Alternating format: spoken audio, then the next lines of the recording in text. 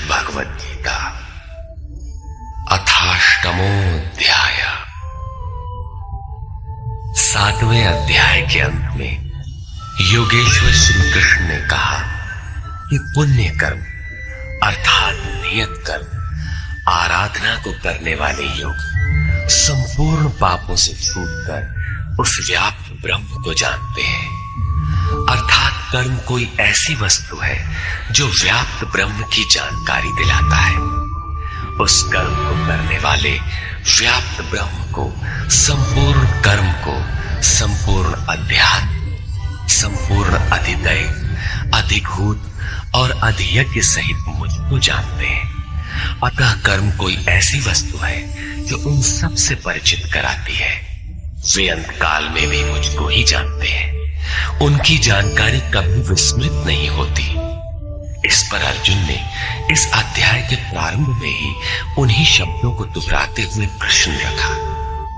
हे पुरुषोत्तम, वो ब्रह्म क्या है, अध्यात्म क्या है, कर्म क्या है, अधिभूत तथा अधिदैव किसे कहा जाता है? हे मधुसूदन, यहां अधियज्ञ कौन है और वह इस शरीर में कैसे है? सिद्ध है कि अधियज्ञ अर्थात यज्ञ का अधिष्ठाता कोई ऐसा पुरुष है जो मनुष्य शरीर के आधार वाला है। समाहित चित्त वाले पुरुषों द्वारा अंत समय में आप किस प्रकार जानने में आते हैं? इन 7 प्रश्नों का क्रम से निर्णय देने के लिए योगेश्वर श्री कृष्ण बोले, अक्षरम ब्रह्म परमम, जो अक्षय है, जिसका क्षय नहीं होता, वही परम ब्रह्म है। स्वभावः अध्यात्मम उच्यते, स्वयं में स्थिर भाव ही अध्यात्म अर्थात आत्मा का आधिपत्य है। इससे पहले सभी माया के आधिपत्य रहते हैं, किंतु जब स्वभाव अर्थात स्वरूप में स्थिर भाव अर्थात स्वयं में स्थिर भाव मिल जाता है तो आत्मा का प्रवाहित हो जाता है। यही अध्यात्म है, अध्यात्म की पराकाष्ठा है। भूत भावोद्भव करा, भूतों के वे भाव जो कुछ न कुछ उद्भव करते हैं, अर्थात प्राणियों के वे संकल्प जो भले अथवा बुरे संस्कारों की संरचना करते हैं, उनका विसर्ग अर्थात विसर्जन, उनका मिट जाना ही कर्म की पराकाष्ठा है। यही संपूर्ण कर्म है जिसके लिए योगेश्वर ने कहा था वो संपूर्ण कर्म को जानता है। वहां कर्म पूर्ण है, आगे आवश्यकता नहीं है। नियत कर्म इस अवस्था में जबकि भूतों के वे भाव जो कुछ न कुछ रचते हैं, भले अथवा बुरे संस्कार संग्रह करते हैं, बनाते हैं, वे जब सर्वथा शांत हो जाए, यही कर्म की संपूर्णता है। इसके आगे कर्म करने की आवश्यकता नहीं रह जाती। अतः कर्म कोई ऐसी वस्तु है जो भूतों के संपूर्ण संकल्पों को, जिनसे कुछ न कुछ संस्कार बनते हैं, उनका शमन कर देती। कर्म का अर्थ है आराधना, चिंतन, जो यज्ञ। जब तक अक्षय भाव नहीं मिलता तब तक नष्ट होने वाले संपूर्ण क्षर भाव अधिभूत अर्थात भूतों के अधिष्ठान है। वही भूतों की उत्पत्ति के कारण है। पुरुषः च अधिदैवतम, और प्रकृति से परे जो परम पुरुष है वही अधिदैव अर्थात संपूर्ण देवों, दैवी संपद का अधिष्ठाता है। दैवी संपद उसी परम देव में विलय हो जाती है। देहधारियों में श्रेष्ठ अर्जुन, इस मनुष्य तन में मैं ही अधियज्ञ अर्थात यज्ञों का अधिष्ठाता हूं। अतः इसी शरीर में अव्यक्त स्वरूप में स्थित महापुरुष ही अधियज्ञ है। योगेश्वर श्री कृष्ण एक योगी जो संपूर्ण यज्ञों का भोक्ता है। अंत में यज्ञ उसमें प्रवेश पा जाते हैं, वही परम स्वरूप मिल जाता है। इस प्रकार अर्जुन के 6 प्रश्नों का समाधान। अब अंतिम प्रश्न कि अंत काल में कैसे आप जानने में आते हैं जो कभी विस्मृत नहीं होते। योगेश्वर श्री कृष्ण कहते हैं, जो पुरुष अंत काल में अर्थात मन के निरोध और विलय काल में मेरा ही स्मरण करते हुए शरीर के संबंध को छोड़ अलग हो जाता है, वो मद भावम साक्षात मेरे स्वरूप को प्राप्त होता है, इसमें संशय नहीं है। शरीर का निधन शुद्ध अंतकाल नहीं है। मरने के बाद भी शरीरों का अंत लगा रहता है। संचित संस्कारों की सतह के मिट जाने के साथ ही मन का निरोध हो जाता है, और वो मन भी जब विलय हो जाता है तो वहीं पर अंतकाल है, जिसके बाद शरीर धारण नहीं करता। ये क्रियात्मक है, केवल कहने से वार्ताक्रम से समझ में नहीं आता। जब तक वस्त्रों की तरह शरीर का परिवर्तन हो रहा है, तब तक शरीरों का अंत कहां हुआ। मन के निरोध और निरुद्ध मन के भी विलय काल में जीते जी शरीर के संबंधों का विच्छेद हो जाता है। यदि मरने के बाद ही ये स्थिति मिलती तो श्री कृष्ण भी पूर्ण नहीं होते। उन्होंने कहा कि अनेक जन्म के अभ्यास से प्राप्ति वाला ज्ञानी साक्षात मेरा स्वरूप है। मैं वह हूं और वह मुझ में है। लेश मात्र भी उसमें और मुझ में अंतर नहीं है। ये जीते जी प्राप्ति है। जब फिर कभी शरीर न मिले वही शरीर बनता है। ये तो वास्तविक शरीरांत का चित्रण हुआ, जिसके पश्चात जन्म नहीं लेना पड़ता है। दूसरा शरीरांत मृत्यु है, जो लोक है, किंतु इस शरीरांत के पश्चात पुनः जन्म लेना पड़ता है। कौन्तेय, मृत्यु के समय मनुष्य जिस भी भाव को स्मरण करता हुआ शरीर को त्यागता है, उसको ही प्राप्त होता है। अब तो बड़ा सस्ता सौदा है। आजीवन मौज करें, मरने लगे तो भगवान का स्मरण कर लेंगे। किंतु श्री कृष्ण कहते हैं ऐसा होता नहीं। सदा तद्भाव भावित उस ही भाव का चिंतन कर पाता है जैसा जीवन भर किया है। वही विचार बरबस आ जाता है जिसका जीवन भर अभ्यास किया गया है, अन्यथा नहीं हो पाता। इसलिए अर्जुन, तू हर समय मेरा स्मरण कर और युद्ध कर। मुझ में अर्पित मन और बुद्धि से युक्त होकर तू निसंदेह मुझे ही प्राप्त होगा। निरंतर चिंतन और युद्ध एक साथ कैसे संभव है? हो सकता है कि निरंतर चिंतन और युद्ध का यही स्वरूप हो कि जय कन्हैया लाल की, जय भगवान की कहते रहें और बाण चलाते रहें। किंतु स्मरण का स्वरूप अगले श्लोक में स्पष्ट करते हुए योगेश्वर कहते हैं, हे पार्थ, उस स्मरण के लिए योग के अभ्यास से युक्त हुआ, अर्थात मेरा चिंतन और योग का अभ्यास पर्याय है।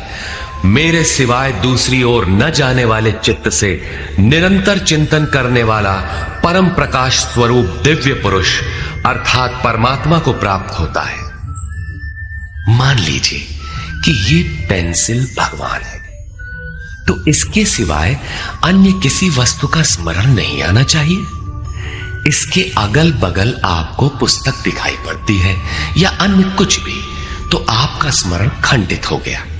स्मरण जब इतना सूक्ष्म है कि इष्ट के अतिरिक्त दूसरी वस्तु का स्मरण भी ना हो, मन में तरंगे भी ना आए, तो स्मरण और युद्ध दोनों एक साथ कैसे होंगे?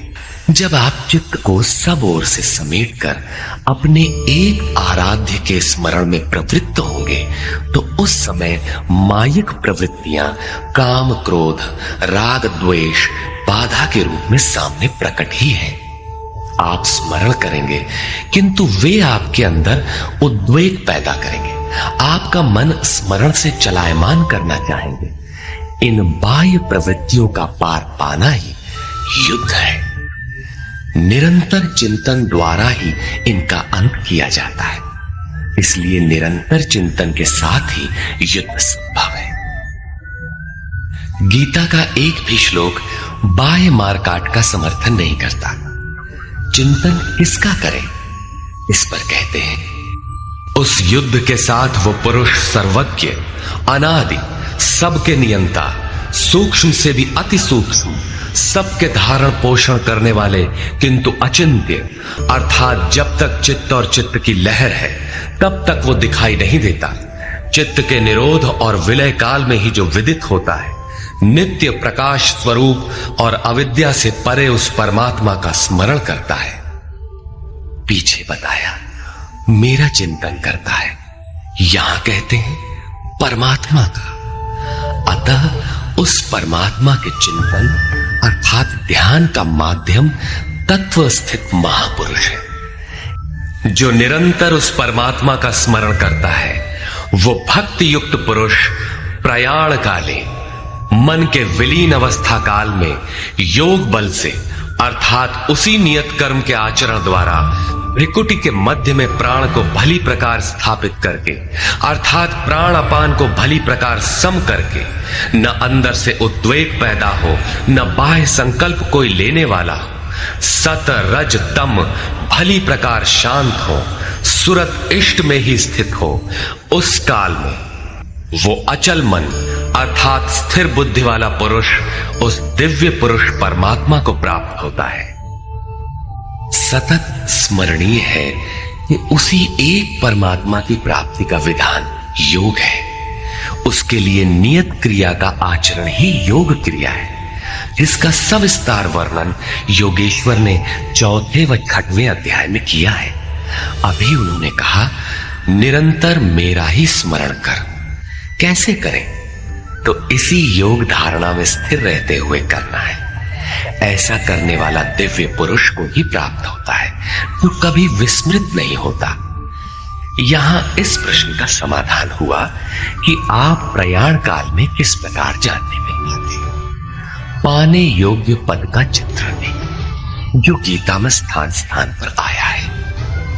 वेदविद अर्थात अविदित तत्व को प्रत्यक्ष जानने वाले लोग जिस परम पद को अक्षरम अक्षय कहते हैं, वीतराग महात्मा जिसमें प्रवेश के लिए यत्नशील रहते हैं, जिस परम पद को चाहने वाले ब्रह्मचर्य का पालन करते हैं। ब्रह्मचर्य का अर्थ जननेन्द्रिय मात्र का नियंत्रण है। ब्रह्म आचरति सब ब्रह्मचारी, बाह्य स्पर्शों को मन से त्याग कर ब्रह्म का निरंतर चिंतन स्मरण ही ब्रह्मचर्य है। जो ब्रह्म का दर्शन करा उसी में स्थान दिला शांत हो जाता है। इस आचरण से इंद्रिय संयम ही नहीं बल्कि सकलेंद्रिय संयम स्वतः हो जाता है। इस प्रकार जो ब्रह्मचर्य का आचरण करते हैं, जो हृदय में संग्रह करने योग्य है, धारण करने योग्य है, उस पद को मैं तेरे लिए कहूंगा। वो पद है क्या? कैसे पाया जाता है? इस पर योगेश्वर श्री कृष्ण कहते हैं, सब इंद्रियों के दरवाजों को रोककर अर्थात वासनाओं से अलग रहकर मन को हृदय में स्थित करके ध्यान हृदय में ही धरा जाता है, बाहर नहीं। पूजा बाहर नहीं होती। और प्राण अर्थात अंतःकरण के व्यापार को मस्तिष्क में निरोध कर योग धारणा में स्थित होकर योग को धारण किए रहना है, दूसरा तरीका नहीं है। इस प्रकार स्थित होकर जो पुरुष ओम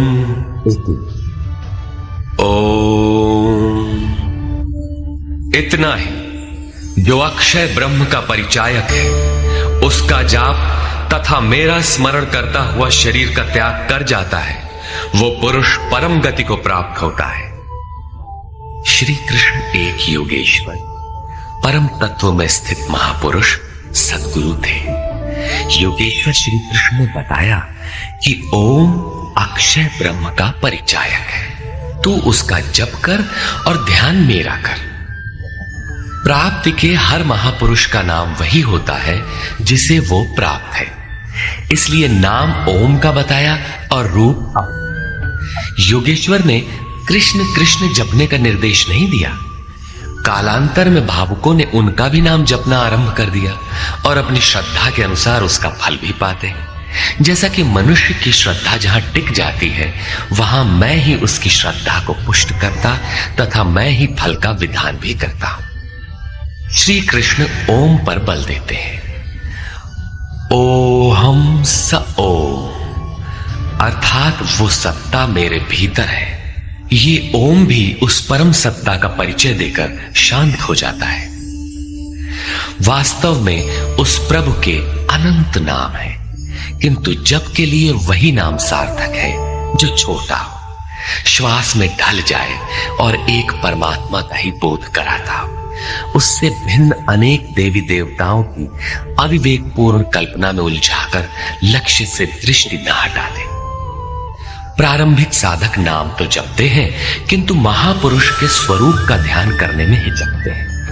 वे अपनी अर्जित मान्यताओं का पूर्वाग्रह छोड़ नहीं पाते। वे किसी अन्य देवता का ध्यान करते हैं जिसका योगेश्वर श्री कृष्ण ने निषेध किया है। अतः पूर्ण समर्पण के साथ किसी अनुभवी महापुरुष की शरण लें। पुण्य पुरुषार्थ सबल होते ही कुतर्कों का शमन और यथार्थ क्रिया में प्रवेश मिल जाएगा। योगेश्वर श्री कृष्ण के अनुसार इस प्रकार ओम के जप का निरंतर स्मरण करने से मन का निरोध और विलय हो जाता है और उसी क्षण शरीर के संबंध का त्याग हो जाता है। केवल मरने से शरीर पीछा नहीं। मेरे अतिरिक्त और कोई चित्त में है ही नहीं। उस अन्य किसी का चिंतन न करता हुआ अर्थात अनन्य चित्त से स्थिर हुआ जो अनवरत मेरा स्मरण करता है, उस नित्य मुझसे युक्त योगी के लिए मैं सुलभ हूं। आपके सुलभ होने से क्या मिलेगा? मुझे प्राप्त कर वे दुखों के स्थान स्वरूप क्षण भंगुर पुनर्जन्म को प्राप्त नहीं होते, बल्कि परम सिद्धि को प्राप्त होते हैं। अर्थात मुझे प्राप्त होना अथवा परम सिद्धि को प्राप्त होना एक ही बात है। केवल भगवान ही ऐसे हैं जिन्हें पाकर उस पुरुष का पुनर्जन्म नहीं होता। फिर पुनर्जन्म की सीमा कहां तक है? अर्जुन, ब्रह्मा से लेकर कीट पतंगादि सभी लोग पुनरावर्ती हैं, जन्म लेने और मरने तथा पुनः पुनः इसी क्रम में चलने वाले हैं।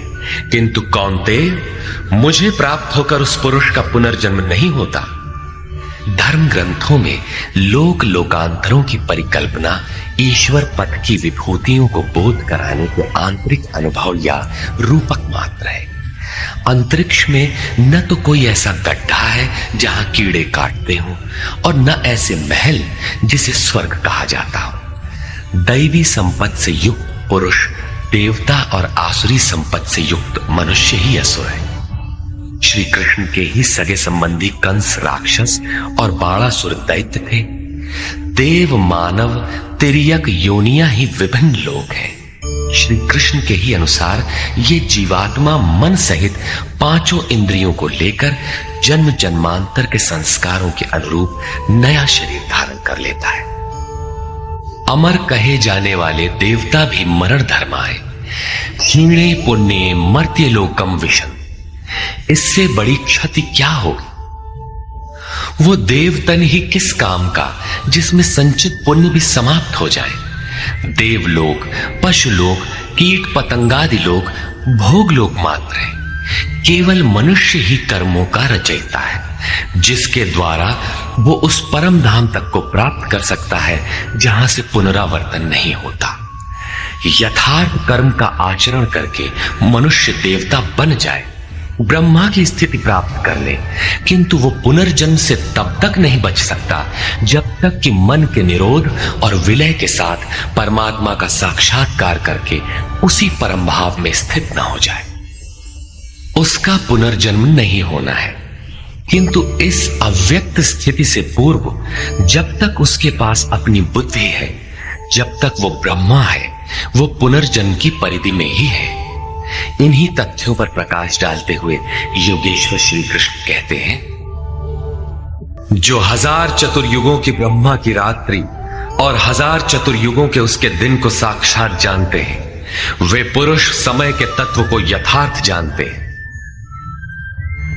प्रस्तुत श्लोक में दिन और रात विद्या और अविद्या के रूप, ब्रह्म विद्या से संयुक्त बुद्धि ब्रह्मा की प्रवेशिका तथा ब्रह्म विद्वरिष्ठ बुद्धि ब्रह्मा की पराकाष्ठा है। विद्या से संयुक्त बुद्धि ही ब्रह्मा का दिन है।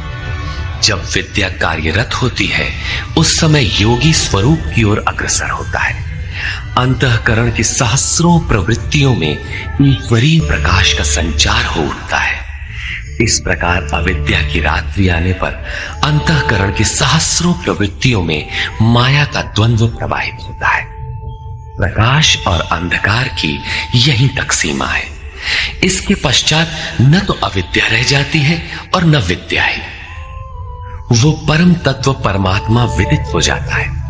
जो इसे तत्व से भली प्रकार जानते हैं वे योगी जन काल के तत्व को जानने वाले हैं कि कब अविद्या की रात होती है, कब विद्या का दिन आता है, काल का प्रभाव कहां तक है अथवा समय कहां तक पीछा करता है। प्रारंभिक मनीषी अंतःकरण को चित्त अथवा कभी कभी केवल बुद्धि कहकर संबोधित करते थे।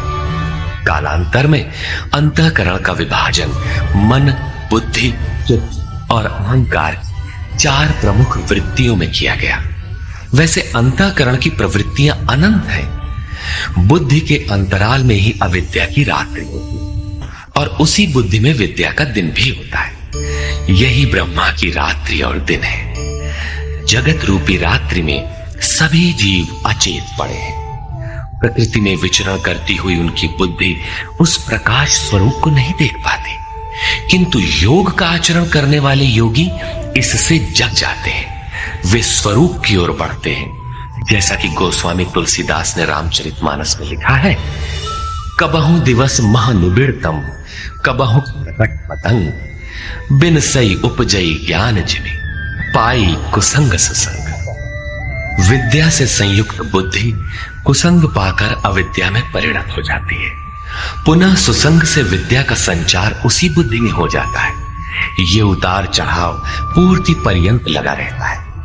पूर्ति के पश्चात न बुद्धि है न ब्रह्मा, न रात रहती है न दिन। यही ब्रह्मा के दिन रात का रूप है। न हजारों साल की लंबी रात होती है, न हजारों चतुर्युग का दिन ही होता है, और न कहीं कोई 4 मुंह वाला ब्रह्मा ही है। बुद्धि की उपर्युक्त 4 क्रमिक अवस्थाएं ही ब्रह्मा के 4 मुख और अंतःकरण की 4 प्रमुख प्रवृत्तियां ही उनके चतुर्युग हैं। रात और दिन इन्हीं प्रवृत्तियों में होते हैं। जो पुरुष इसके भेद को तत्व से जानते हैं वे योगी जन काल के भेद को जानते हैं कि काल कहां तक पीछा करता है और कौन पुरुष काल से भी अतीत हो जाता है। रात्रि और दिन अविद्या और विद्या में होने वाले कार्य को योगेश्वर श्री कृष्ण स्पष्ट करते हैं। ब्रह्मा के दिन के प्रवेश काल में अर्थात विद्या, दैवी संपत्ति के प्रवेश काल में संपूर्ण प्राणी अव्यक्त बुद्धि में जागृत हो जाते हैं, और रात्रि के प्रवेश काल में उसी अव्यक्त अदृश्य बुद्धि में जागृति के सूक्ष्म तत्व अचेत हो जाते हैं। वे प्राणी अविद्या की रात्रि में स्वरूप को स्पष्ट देख नहीं पाते, किंतु उनका अस्तित्व रहता है। जागृत होने और अचेत होने का माध्यम ये बुद्धि है, जो सब में अव्यक्त रहती है, दृष्टिगोचर नहीं है। हे पार्थ, सब प्राणी इस प्रकार जागृत होकर प्रकृति से विवश होकर अविद्या रूपी रात्रि के आने पर अचेत हो जाते हैं। वे नहीं देख पाते कि हमारा लक्ष्य क्या है। दिन के प्रवेश काल में वे पुनः जागृत हो जाते हैं। जब तक बुद्धि है तब तक इसके अंतराल में विद्या और अविद्या का क्रम चलता रहता है। तब तक वो साधक ही है। एक तो ब्रह्मा अर्थात बुद्धि अव्यक्त है, इंद्रियों से दिखाई नहीं पड़ती, और इससे भी परे सनातन अव्यक्त भाव है, जो भूतों के नष्ट होने पर भी नष्ट नहीं होता। अर्थात विद्या में सचेत और अविद्या में अचेत, दिन में उत्पन्न और रात्रि में विलीन भावों वाले अव्यक्त ब्रह्मा के भी मिट जाने पर वो सनातन अव्यक्त भाव मिलता है, जो नष्ट नहीं होता। बुद्धि में होने वाले उक्त दोनों उतार चढ़ाव जब मिट जाते हैं तब सनातन अव्यक्त भाव मिलता है, जो मेरा परम धाम है। जब सनातन अव्यक्त भाव प्राप्त हो गया तो बुद्धि भी उसी भाव में रंग जाती है, उसी भाव को धारण कर लेती है। इसलिए वो बुद्धि स्वयं तो मिट जाती है और उसके स्थान पर सनातन अव्यक्त भाव ही शेष बचता है। उस सनातन अव्यक्त भाव को अक्षर अर्थात अविनाशी कहा जाता है। उसी को परम गति कहते हैं। वही मेरा परम धाम है, जिसे प्राप्त होकर मनुष्य पीछे नहीं आते, उनका पुनर्जन्म नहीं होता। इस सनातन अव्यक्त भाव की प्राप्ति का विधान बताते हैं। पार्थ, जिस परमात्मा के अंतर्गत संपूर्ण भूत है, जिससे संपूर्ण जगत व्याप्त है, सनातन अव्यक्त भाव वाला वो परम पुरुष अनन्य भक्ति से प्राप्त होने योग्य है। अनन्य भक्ति का तात्पर्य है परमात्मा के सिवाय अन्य किसी का स्मरण न करते हुए उनसे जुड़ जाए। अनन्य भाव से लगने वाले पुरुष भी कब तक पुनर्जन्म की सीमा में है और कब वे पुनर्जन्म का अतिक्रमण कर जाते हैं, इस पर योगेश्वर कहते हैं, हे अर्जुन, जिस काल में शरीर त्याग कर गए हुए योगी जन पुनर्जन्म को नहीं पाते और जिस काल में शरीर त्यागने पर पुनर्जन्म पाते हैं, मैं अब उस काल का वर्णन करता। शरीर संबंध का त्याग करते समय जिसके समक्ष ज्योतिर्मय अग्नि जल रहा हो, दिन का प्रकाश फैला हो, सूर्य चमक रहा हो, शुक्ल पक्ष का चंद्र बढ़ रहा हो, उत्तरायण का निरभ्र और सुंदर आकाश हो, उस काल में प्रयाण करने वाले ब्रह्मवेत्ता योगी जन ब्रह्म को प्राप्त होते हैं। ब्रह्म तेज का प्रतीक है, दिन विद्या का प्रकाश है, सूर्य पक्ष निर्मलता का द्योतक है, विवेक, वैराग्य, शम, दम, तेज और प्रज्ञा, ये षडैश्वर्य ही षण्मास है। ऊर्ध्व रेता स्थिति ही उत्तरायण है। प्रकृति से सर्वथा परे इस अवस्था में जाने वाले ब्रह्मवेत्ता योगी जन ब्रह्म को प्राप्त होते हैं। उनका पुनर्जन्म नहीं होता, किंतु अनन्य चित्त से लगे हुए योगी जन यदि इस आलोक को प्राप्त नहीं कर पाए, जिनकी साधना अभी पूर्ण नहीं, उनका क्या होता है? इस पर कहते हैं, जिसके प्रयाण काल में धुआं फैल रहा हो, योगाग्नि हो, अग्नि यज्ञ प्रक्रिया में पाए जाने वाले अग्नि का स्वरूप है, किंतु धुएं से आच्छादित हो, अविद्या की रात्रि हो, अंधेरा हो, कृष्ण पक्ष का चंद्रमा क्षीण हो रहा, कालिमा का बाहुल्य हो, षड विकारों अर्थात काम, क्रोध, लोभ, मोह, मद और मत्सर से युक्त दक्षिणायन अर्थात बहिर्मुखी हो, जो परमात्मा के प्रवेश से अभी बाहर है, उस योगी को पुनः जन्म लेना पड़ता है। तो क्या शरीर के साथ उस योगी की साधना नष्ट हो जाती है? इस पर योगेश्वर श्री कृष्ण कहते हैं, उपर्युक्त शुक्ल और कृष्ण दोनों प्रकार की गतियां जगत में शाश्वत हैं, अर्थात साधन का कभी विनाश नहीं होता। एक अर्थात शुक्ल अवस्था में प्रयाण करने वाला पीछे न आने वाली परम गति को प्राप्त होता है, और दूसरी अवस्था में जिसमें क्षीण प्रकाश तथा अभी कालिमा है, ऐसी अवस्था को गया हुआ पीछे लौटता है, जन्म लेता है। जब तक पूर्ण प्रकाश नहीं मिलता तब तक उसे भजन करना है। प्रश्न पूर्ण हुआ। अब इसके लिए साधन पर पुनः बल देते हैं। हे पार्थ, इस प्रकार इन मार्गों को जानकर कोई भी योगी मोहित नहीं होता। वो जानता है कि पूर्ण प्रकाश पा लेने पर ब्रह्म को प्राप्त होगा और क्षीण प्रकाश रहने पर भी पुनर्जन्म में साधन का नाश नहीं होता। दोनों गतियां शाश्वत है। अतः अर्जुन, तो सब काल में योग से युक्त हो, अर्थात निरंतर साधन कर। इसको साक्षात्कार सहित जानकर, मानकर नहीं। योगी वेद, यज्ञ, तप और दान के पुण्य फलों का निसंदेह अतिक्रमण कर जाता है और सनातन परम पद को प्राप्त होता है। अविदित परमात्मा की साक्षात जानकारी का नाम वेद है। वो अविदित तत्व जब विदित हो ही गया तो अब कौन किसे जाने। अतः विदित होने के पश्चात वेदों से भी प्रयोजन समाप्त हो जाता है, क्योंकि जानने वाला भिन्न नहीं है। यज्ञ अर्थात आराधना की नियत क्रिया आवश्यक, किंतु जब वो तत्व विदित हो गया तो किसके लिए भजन करें। मन सहित इंद्रियों को लक्ष्य के अनुरूप तपाना तप है। लक्ष्य प्राप्त होने पर किसके लिए तप करें। मन, वचन और कर्म से सर्वतोभावेन समर्पण का नाम दान है। इन सब का पुण्य फल है परमात्मा की प्राप्ति। फल भी अब विलग नहीं है, अतः इन सब की अब आवश्यकता न रही। वो योगी यज्ञ, तप, दान इत्यादि के फल को भी पार कर जाता है, वो परम पद को प्राप्त होता है। निष्कर्ष, इस अध्याय में 5 प्रमुख बिंदुओं पर विचार किया गया, जिनमें सर्वप्रथम अध्याय 7 के अंत में योगेश्वर श्री कृष्ण द्वारा बीजारोपित प्रश्नों को स्पष्ट समझाने की जिज्ञासा से इस अध्याय के आरंभ में अर्जुन ने 7 प्रश्न किए कि भगवान, जिसे आपने कहा वह ब्रह्म क्या है, वह अध्यात्म क्या है, वह संपूर्ण कर्म क्या है, अधिदैव, अधिभूत और अधियज्ञ क्या है, और अंतकाल में आप किस प्रकार जानने में आते हैं कि कभी विस्मृत नहीं होते।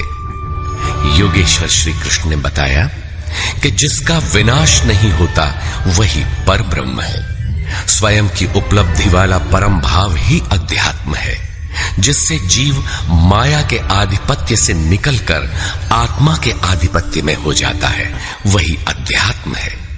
और भूतों के वे भाव जो शुभ अथवा अशुभ संस्कारों को उत्पन्न करते हैं, उन भावों का रुक जाना, विसर्ग, मिट जाना ही कर्म की संपूर्णता है। इसके आगे कर्म करने की आवश्यकता नहीं रह जाती। अतः कर्म कोई ऐसी वस्तु है जो संस्कारों के उद्गम को ही मिटा देता है। इसी प्रकार क्षर भाव अधिभूत हैं, अर्थात नष्ट होने वाले ही भूतों को उत्पन्न करने में माध्यम है। वे ही भूतों के अधिष्ठाता है। परम पुरुष ही अधिदैव है, उसमें दैवी संपद विलीन होती है। इस शरीर में अधियज्ञ मैं ही हूं, अर्थात जिसमें यज्ञ विलय होते हैं वह मैं हूं। यज्ञ का अधिष्ठाता हूं, वह मेरे स्वरूप को ही प्राप्त होता है, अर्थात श्री कृष्ण एक योगी थे। अधियज्ञ कोई ऐसा पुरुष है जो इस शरीर में रहता है, बाहर नहीं। अंतिम प्रश्न कि अंत समय में आप किस प्रकार जानने में आते हैं। उन्होंने बताया कि जो मेरा निरंतर स्मरण करते हैं, मेरे सिवाय किसी दूसरे विषय वस्तु का चिंतन नहीं आने देते और ऐसा करते हुए शरीर का संबंध त्याग देते हैं, वे मेरे साक्षात स्वरूप को प्राप्त होते हैं, जिसे अंत में ही वही प्राप्त रहता है। शरीर की मृत्यु के साथ यह उपलब्धि होती हो ऐसी बात नहीं है। मरने पर ही मिलता तो श्री कृष्ण पूर्ण न होते। अनेक जन्मों में चलकर पाने वाला ज्ञानी उनका स्वरूप न होता। मन का सर्वथा निरोध और निरुद्ध मन का भी विलय ही अंतकाल, जहां फिर शरीरों की उत्पत्ति का माध्यम शांत हो जाता है, उस समय वह परम भाव में प्रवेश पा जाता है, उसका पुनर्जन्म नहीं होता। इस प्राप्ति के लिए उन्होंने स्मरण का विधान बताया। अर्जुन, निरंतर मेरा स्मरण कर और युद्ध कर, दोनों एक साथ कैसे होंगे? कदाचित ऐसा हो कि जय गोपाल हे कृष्ण कहते रहें, लाठी भी चलाते रहें। स्मरण का स्वरूप स्पष्ट किया कि योग धारणा में स्थिर रहते हुए मेरे सिवाय अन्य किसी भी वस्तु का स्मरण न करते हुए निरंतर स्मरण कर। जब स्मरण इतना सूक्ष्म है तो युद्ध कौन करेगा? मान लीजिए यह पुस्तक भगवान है, तो इसके अगल बगल की वस्तु, सामने बैठे हुए लोग या अन्य देखी सुनी कोई वस्तु संकल्प में भी न आए, दिखाई न पड़े। यदि दिखाई पड़ती है तो स्मरण नहीं है। ऐसे स्मरण में युद्ध कैसा? वस्तुतः जब आप इस प्रकार निरंतर स्मरण में प्रवृत्त होंगे तो उसी क्षण युद्ध का सही स्वरूप खड़ा होता है। उस समय मायिक प्रवृत्तियां बाधा के रूप में प्रत्यक्ष ही हैं। काम, क्रोध, राग, द्वेष दुर्जय शत्रु हैं। ये शत्रु स्मरण करने नहीं देंगे। इनसे पार पाना ही युद्ध है। इन शत्रुओं के मिट जाने पर ही व्यक्ति परम गति को प्राप्त होता है। इस परम गति को पाने के लिए अर्जुन, तू जप तो ओम का और ध्यान मेरा कर, अर्थात श्री कृष्ण एक योगी थे। नाम और रूप आराधना की कुंजी है। योगेश्वर श्री कृष्ण ने इस प्रश्न को भी लिया कि पुनर्जन्म क्या है। उसमें कौन कौन आते हैं? उन्होंने बताया कि ब्रह्मा से लेकर यावन मात्र जगत पुनरावर्ती है और इन सब के समाप्त होने पर भी मेरा परम अव्यक्त भाव तथा उसमें स्थिति समाप्त नहीं होती। इस योग में प्रविष्ट पुरुष की दो गतियां हैं। जो पूर्ण प्रकाश को प्राप्त षडैश्वर्य संपन्न ऊर्ध्वरेता है, जिसमें लेश मात्र भी कमी नहीं है, वह परम गति को प्राप्त होता है। यदि उस योग कर्ता में लेश मात्र भी कमी है, कृष्ण पक्ष सी कालिमा का संचार है, ऐसी अवस्था में शरीर का समय समाप्त होने वाले योगी को जन्म लेना पड़ता है। वह सामान्य जीव की तरह जन्म मरण के चक्कर में नहीं फंसता, बल्कि जन्म लेकर उससे आगे की शेष साधना को पूरा करता है। इस प्रकार आगे के जन्म में उसी क्रिया से चलकर वह भी वहीं पहुंच जाता है जिसका नाम परम धाम है। पहले भी श्री कृष्ण कह आए हैं कि इसका थोड़ा भी साधन जन्म मरण के महान भय से उद्धार करा के ही छोड़ता है। दोनों रास्ते शाश्वत हैं, अमिट हैं। इस बात को समझकर कोई भी पुरुष योग से चलायमान नहीं होता। अर्जुन, तू योगी बन। योगी वेद, तप, यज्ञ और दान के भी पुण्य फलों का उल्लंघन कर जाता है, परम गति को प्राप्त होता है। इस अध्याय में स्थान स्थान पर परम गति का चित्रण किया गया है, जिसे अव्यक्त, अक्षय और अक्षर कहकर संबोधित किया गया है, जिसका कभी क्षय अथवा विनाश नहीं होता। अतः ओम श्रीमद् भगवद गीता सूपनिषत्सु ब्रह्म विद्यायाम योग शास्त्रे श्री कृष्ण अर्जुन संवादे अक्षर ब्रह्म योगो नाम अष्टमोऽध्याय। इस प्रकार श्रीमद् भगवद गीता के भाष्य यथार्थ गीता का 8वां अध्याय पूर्ण होता है। हरिओम। हमारे चैनल को सब्सक्राइब करें और सनातन धर्म का प्रचार करें। जय श्री राम।